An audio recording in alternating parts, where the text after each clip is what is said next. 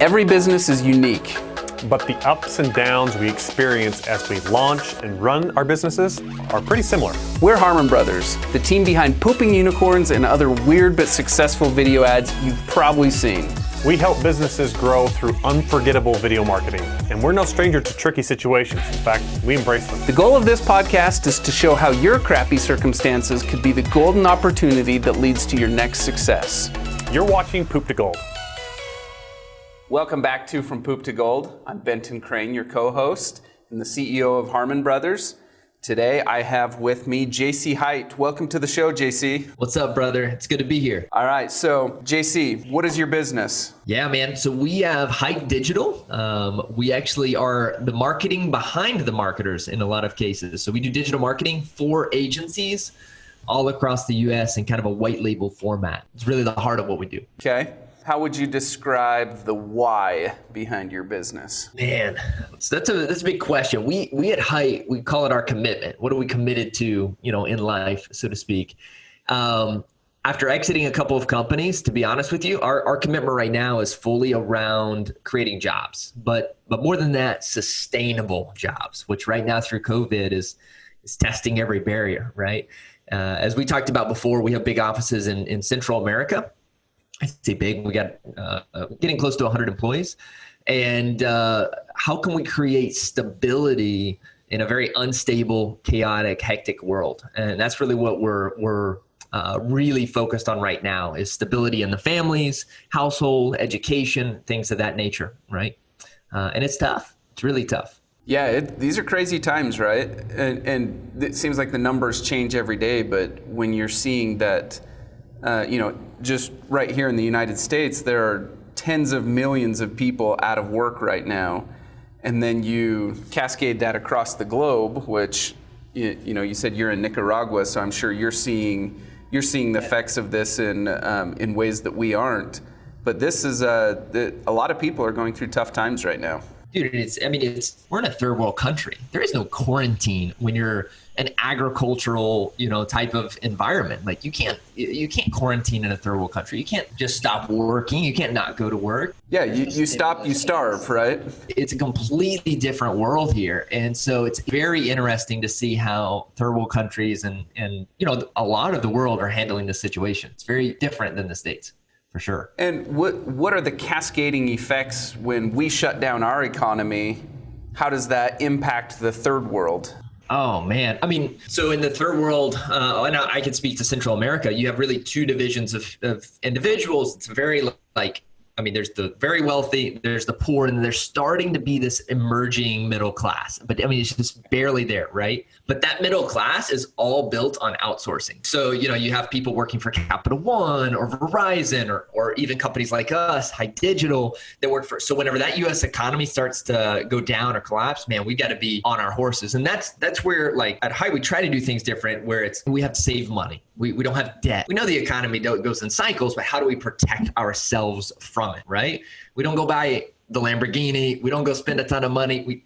We save. We try to, again, we don't go into debt, and we try to make sure that we're as prepared as possible. Talk to us about, one, how you ended up building Hite Digital, and two, how you ended up in Nicaragua building Hite Digital. So I'll answer the second question first, because that's the easiest. I met a really attractive Nicaraguan girl in college. And nice. Then pretty much the rest is history, bro. It's that simple. You fall in love with a beautiful woman, you just kind of go wherever you need to go to make it happen. I was in Nashville, and then we ended up moving to Nicaragua and got married, I guess 8 years ago now. Did entrepreneurship off and on for a long time, was successful, built a real estate company that ended up losing part of it in the housing crisis and kind of tore us apart. I had a lot of debt in that company, obviously with real estate. Did a tech ad company. And then eventually I went over to a hot startup. I guess it was in its fourth year, Inc. 500 agency. It was crushing it. It was growing. It was this crazy environment. They ended up offering me equity and then a position in the company. Ended up, okay, cool. Because I didn't, I wanted to be an entrepreneur as well, at least a little bit. It was crazy, man. It was like, you've seen Wolf of Wall Street? I'm a super religious guy, and I grew up in a very religious community.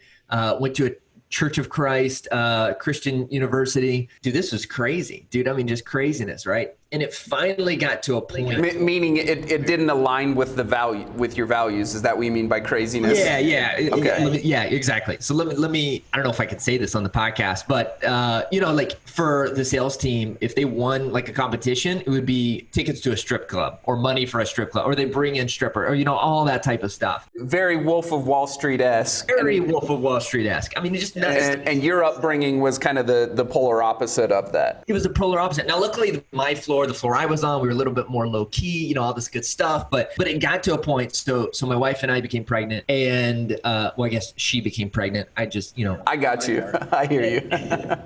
2 months away from having our first child, and I was like, man, like this is. Dude, I would never let my daughter be around this. I would be almost ashamed, and I justified it, right? Like I tried to do the right thing. I didn't, I wasn't involved with, any of that stuff. Actually, I'm just putting food on the table for my family. It's just a stepping stone to the next thing. All those justifications. And this is where it like really hit the fan of like, dude, I can't do this, man. And I was like, all right, I gotta peace out. I gotta leave, and I'll preface, these guys are awesome. These guys are doing some incredible things over at this organization. It's just a different values, right? Like there's nothing, these guys are killing it. Inc. 500 company, making lots of money. They pay their employees incredibly well. They're doing so many good things. It's just a different line of values. And so I had to leave. Like it got to this crazy point. So hold up. Let's stick right there for just a second. What is that like to you? You've got a young bride, you've got a baby on the way, and you're about to leave a quote unquote, really high profile, successful position at a fast growing company. What does that feel like? It's probably one of the scariest positions I've been in. I was making six figures in a third world country. All right. Like, we get maids, drivers. You could afford to do anything you wanted to. It's ridiculous. Yeah. I was paid so incredibly well, had a car, had health insurance. Everything I wanted, I had. And to go from that to no job, like in that fear and like, dude, 60 days away from having our first child ever, that's crazy. It's insane. And, honestly, I look back and I'm like, what the junk was I thinking? Like, sometimes you look back and you're like, what was I thinking? Like, I shouldn't have done that. But sometimes you're like, what caused me to do that? That was insane. And so for me, there was some type of other power there kind of pushing, I think my wife and I along the way. And so we left, man, and we did it. And it was this like huge sense of freedom as soon as I left, and, now here we are almost, I think we're just over 2 years later. We got about 60 something full-time employees through COVID, not one layoff. That's phenomenal. And it's been a blessing, dude. It's been just so incredible. And those things that really harped our values, like now we're changing them. So every single child that works at Hite, every single parent that works at Hite, every single child of theirs is on full scholarship. 100% of them. And so not only, are we trying to employ, but we're trying to, actually do this. So, how do we take these experiences? And that's where I'm excited about that experience, even though it was crazy and I was in a very weird world and, all these different things. How do we take those kind of crappy experiences and then turn them into something really, really cool, right? Because it's the poop to gold journey, right? Baby, it's the poop to gold journey. It was such a crappy situation. We left, we dug in, we worked our butts off, and now not only I think we're about the same size as they are right now. I don't know, it's pretty freaking close. But just 2 years later, and it's all based on values. It's all based on what are we gonna do? And for me, like my heart is just like, oh, dude, I feel good. You feel good when you leave those situations. I love that.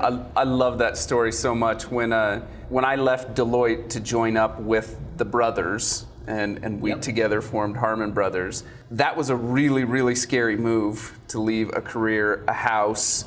We had like the American dream with the picket fence, and we had all that, and we left it all. And it was rough going in the beginning. I'm super excited to hear that you guys have done as well as you have in your first 2 years, because it took us longer. We had some rough times in there, and there was even a point where about 18 months in, I was driving Uber in the evenings just to keep food on the table. And that was like 18 months removed from working at Deloitte and, having the corporate card and taking clients out to, fancy restaurants and that type of thing. So, man, I love your story, and I love the courage that it took to make a move like that. So hats off to you.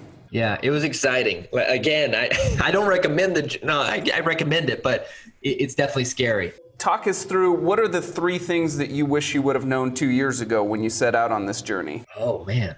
3 things I would have loved to have learned 2 years ago. Number one, we talked a little bit about it before. What's your why? What's your commitment? One of the things that we did about a year into our organization is I hired a leadership coach personally. 2 months after, we actually hired him full time to strictly focus on developing leaders at Hite. And the core thing that he talks about is commitments. So what are we committed to, and how does it drive us through really crappy times, right? And we even do a symbolic of getting into an ice bath, right? And so when we have commitments that are worthy, that are noble, that like really, it allows us to push through. I often give the example. Let me ask you, would you go work at McDonald's tomorrow if I offered you a job? Probably not. Probably not. But let me ask you this. If your kids were hungry, would you then go work at McDonald's? 100% yes. Yeah, no doubt. Because your commitment to that worthy cause of being a dad and protecting your family outweighs any pride, any like laziness, any work ethic, anything that could possibly be a roadblock for you to commit to get it done. You overpower it. It's not even a thing, right? And so when we create commitments and we stick to them, and I mean, we start talking about it and we share them with others. My commitment is to create 1,000 jobs. And I'm so passionate about that. I don't care what gets in my way. I don't care if I have to wake up at 11 o'clock at night after my kids are asleep because I need to work on it because I'm so ingrained in me, right? Mm-hmm. And so that was one of the big things I wish I would have known in the beginning, because once we created that commitment, that's when we really started seeing that growth. And not only we created, our company has a commitment to creating 1,000 jobs. My commitment is to become a leader worthy of leading 1,000 people, right? And then we find out our other people's commitments. One of the guys on our team, he's committed to becoming a saint. That's what he wants to do. He wants to become a saint one day in his life, right? So now I'm over here trying to convince him that he should do better because he needs to make more money or because he needs to move up in his role. And I'm like, dude, I'm completely in a wrong level with this guy. I got to completely turn this around. So now he has a path to going, okay, what does it look like for Hite to one day have a chaplain full time, right? And then how does that take him potentially, right? And so I think the biggest thing at the top of 3 parts here would definitely be finding a commitment. What are we committed to, right? And I think that drives us forward through any crappy situation. The old start with why, right? It all starts with why. Yeah, it all starts with why, our purpose. Number 2, I think the power of branding is really important. My first year, I'm a very shy guy. I never did. If you look back in 2019, never did a podcast, didn't have a Twitter. Posted 6 times, I think, on Instagram. And every time my wife would tag me in a post on Facebook, I would, allow it to share to my Facebook. And, who we are, a coach told me at the beginning of the year, he said, what's more important, perceived authority or actual authority? Perceived authority or actual authority? And I was just always kind of raised of like actual authority, like me being intelligent is much more important than someone thinking I'm intelligent. And he basically blew that out of the water for me. He's like, dude, if no one thinks you're intelligent, it doesn't matter how smart you are. They're never going to realize, they're never going to see it. They're never going to have the opportunity. Right. And so the power of branding kind of became the focus. And that was like, dude, if you really want to scale and you really want to create these jobs, you got to focus on the branding. Right. And so who am I as an individual? Who are we? And really making sure that message is clear and people know. You guys do a crazy good job of that. Right. Oh, well, thank you. That's not something that has ever come natural to me or to my team for that matter. I think we in the first 5 years of our existence, we always just had the attitude of, look, we don't have to tell our own story. We're just going to do great work for our clients and let the work speak for itself. And it took us several years to discover that taking that approach, it opens up the door for basically lots of other people to claim the work that we had been doing, and so we had to learn the hard way that you actually do have to, plant a flag in the ground and say, yeah, this is what we do. This is how we help people. This is what we believe in.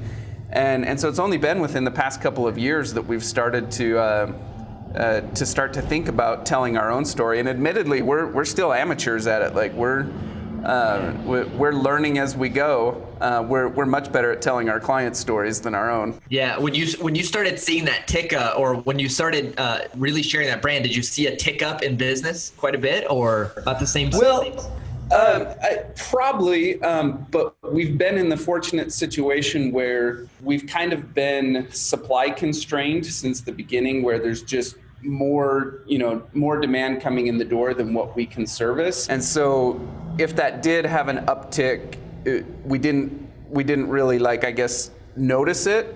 But it's been recently that we've kind of gotten to the point where we've expanded our supply, meaning we have much more capacity to do more for our clients. And so we're kind of finally at that point where we're reaping the rewards of, telling our own story. Yeah, that's awesome, man. I think the third thing, Ben, is once you do find a commitment or something you're passionate about, your why, go after the best people to be on your team. I'm humbled by the people that have joined Hite on this journey. Like really humbled. And I remember my wife, dude, I'm going to go after this person because I want them to, dude, they have a crazy good job. Dude, they've been doing their thing. Dude, they're an entrepreneur. They're not even, I'm going to go have lunch with them. We're going to talk about what their goals and dreams are, what our goals and dreams are, and how do they connect? How do they align?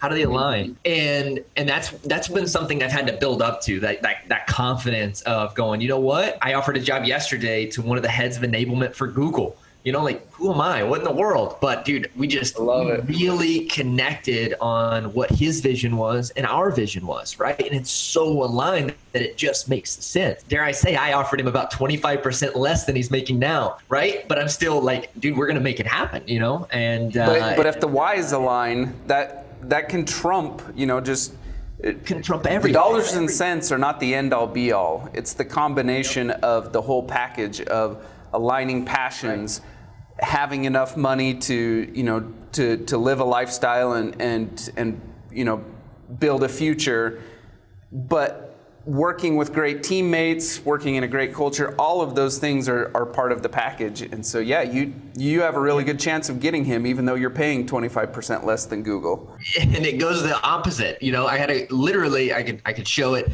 but I got a message yesterday from a girl on our team, said, hey, just wanted to say I got a job offer yesterday. And I was like, when that happens, you've probably been there where it's, oh crap, what, she's like, I just want to let you know I already turned it down. They actually offered me more money, but the culture, the team, and the leadership's commitment, not just mine, I'm a very small portion, the leadership's commitment to our people and to the commitment that we have is way more important than any little raise, right? And so you start to just create this and then as with business, once you start getting some of the momentum going, it can just compound and compound and compound, right? And all of this is created. I mean, none of this would have happened if I wasn't treated poorly and in a very unhappy place where I was. I mean, it's interesting, right? Like all of this boils back to my wife and I were in a really crappy environment that we didn't want to be in. Not financially, not socioeconomically, but just mentally, it wasn't good, and so all of that, flourished all of this, right, which has been just an incredible blessing to be around, and the team and so on and so forth. It's just been incredible. How did you find out who your perfect target audience is? Oh man, that's a good question. That's molded actually over the last couple of years, and I think we're still honestly trying to figure out who is our perfect audience, and it's actually about to change fundamentally here in a bit. So we started off with serving clients directly, and then what we realized was agencies were having this issue of trying to balance quality and cost. Really good SEO guy, really good PPC guy is really expensive. I mean, there's no way this small agency can perform. In fact, I was listening to one of your podcasts the other day, and it was talking about how the big agencies that are really good, they work with big clients because they can, and that's where the money's at, right? These smaller agencies, it's just really difficult. And so we started realizing that our quality can bleed over and at a much more affordable cost to these, and kind of service the niche there. Now we're about to move into franchising. We're actually going to leave kind of the white label world and go fully into franchise, where we give the white label fulfillment and everything. So I think our customer has really changed and, moved over the last couple of years from, it was direct clients, and then it was bigger agencies that needed white label. Now it's more boutique that we really enjoy working with, because we're really partners. We're not just an outsourced, type of thing. And then now it's moving slowly back into the bigger partners, right? So it's kind of this like weird transition, at least for us in our business, right? And we're always looking at that. We're always testing who's the avatar that we're going after, what's working, what's not. And I think it's even changed even in COVID, what that looks like. A lot of those small agencies that we worked with, they either went out of business or they're completely reframing their business. Yeah, we've been amazed at just in the past couple of months at how much our business is evolving in such a short amount of time, because the market is changing so fast that we all have to adapt and react very quickly. But it's making us stronger, right? Because now we're not only adapting, we're learning how to adapt. You know what I mean? Like, we're learning how to react to crazy, weird, unusual situations that hopefully, as this happens in our lifetime, because it probably will happen at least one more time, we'll be able to react quicker. We'll be able to hopefully be more agile. Where can our listeners follow you, JC? Yeah, brother. So Instagram would probably be my favorite spot, jc.hite. And you can also go to thehites.com, TheHites.com. That's my wife and I's website, where you can see our companies and our work and follow us as well. I love this stuff, man. Digital marketing, entrepreneurship. Like, I love this stuff. I could talk about it all day long. So definitely hit me up for sure. Fantastic. JC, thanks for coming on the show. It's been such a pleasure to get to know you. All of our listeners who heard something that caught their attention, make sure to go follow JC, stay in touch with him. And of course, as always, for any of our listeners who would like to know more about what we do, check out harmonbrothers.com. You can always check out the book, From Poop to Gold. And with that, thanks so much for joining us on the show today. Make sure to like, share, and subscribe. We'll see you on the next one. At Harmon Brothers, we're known for what we call our hero campaigns. These are big nationwide campaigns for brands like Squatty Potty, Poopery, Purple Mattresses, Lumi Deodorant, and many others. What makes these campaigns special is that they've helped scale those businesses by tens of millions of dollars each. Now, companies reach out to us on a regular basis wanting a hero campaign. They want that type of growth, they want that type of branding, and they want that type of awareness. But the simple reality is, most businesses and entrepreneurs aren't yet quite ready for that level of growth. So we've built what we call a hero incubator that is designed to help entrepreneurs and companies prepare for a hero campaign and to be ready for the type of growth that they're looking for. The hero incubator starts with a marketing audit. We offer these marketing audits for free, and you can apply for one at harmonbrothers.com/audit.